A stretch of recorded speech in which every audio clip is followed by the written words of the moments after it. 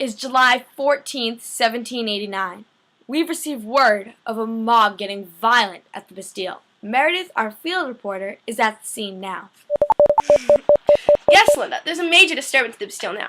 Seems like about 1,000 men and women are here today, screaming, yelling, and carrying various weapons. I see guns, swords, knives, and even a small cannon. This crowd seems to be consisted of mainly of the Third Estate. I see many of Paris's merchants and tradesmen here. These rioters are calling for the release of the Bastille, and for the gunpowder and arms being held inside to be given to them. What's happening inside? According to some rioters, 3 men were admitted inside to negotiate, but the rest of the crowd is getting antsy. I've gotten word that the crowd is about to storm the Bastille. There are plans of breaking down the drawbridge and entering by force. The crowd's getting angrier by the minute. I think it's best we get you out of there, Meredith, before it gets too crazy. I'd agree. I'm glad we got you out of that mess, Meredith. The Bastille was taken over by the mob of angry citizens. This event is truly a revolution.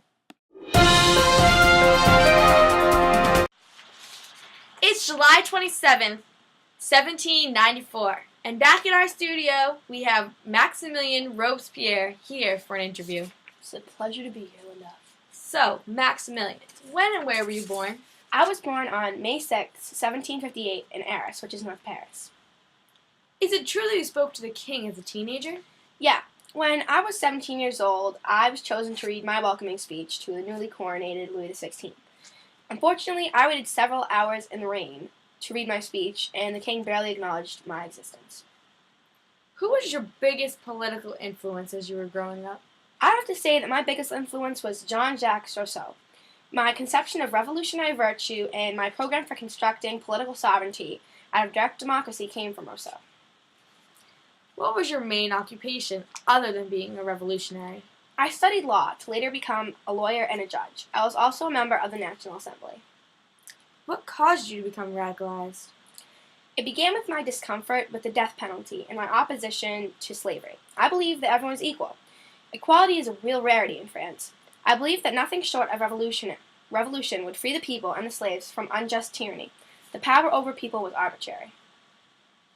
Today you were arrested. Why do you think this happened?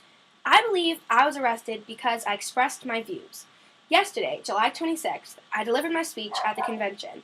In my speech, I illustrated what I believed to be new thoughts and conspiracies. I alienated members of the Committee of Public Safety and the Committee of General Security. I believe many people, especially in the convention, felt threatened by my implications and arrested me because they thought I was threatening their power. What are your thoughts on dechristianization? I never supported the idea of dechristianization. I tried to persuade the convention to reaffirm the principle of religious toleration. I believe that people need some higher being to pray to and to believe in during these rough times. Completely abolishing religion and criminalizing religious practices are both unnecessary and harmful. Were you for or against the war with Austria? I was very against it. In February of 1792, Jacques-Pierre Bissot urged that France should declare war against Austria. I opposed him because I feared the possibility of militarism, which might then be turned to the advantage of the reactionary forces. I was also convinced that the internal stability of the country was more important than the arguments between Austria and France. The outcome of the war didn't change my feelings about this. France may have won, but the war still cost a heavy price. What do you think is going to become of you? Linda, I honestly have no idea. Well, I hope all goes well for you. You seem like a very grounded person. Try not to lose your head. I'll try not to. Thank you for coming here today. We learned a lot about you. It's my pleasure. This is Linda signing off on July 27, 1794.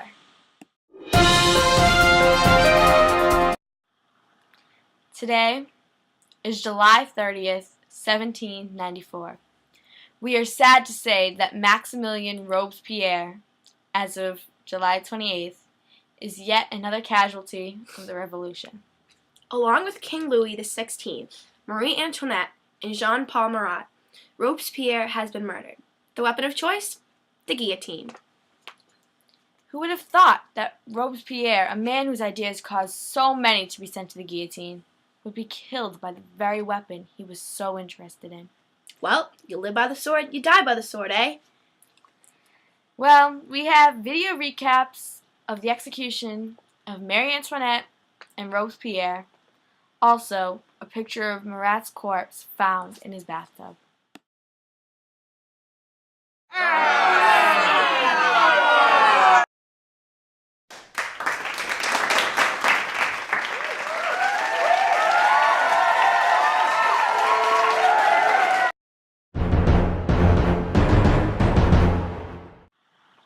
Well, we've lost many men and women to the revolution, and I hope we don't see any more lives end like this.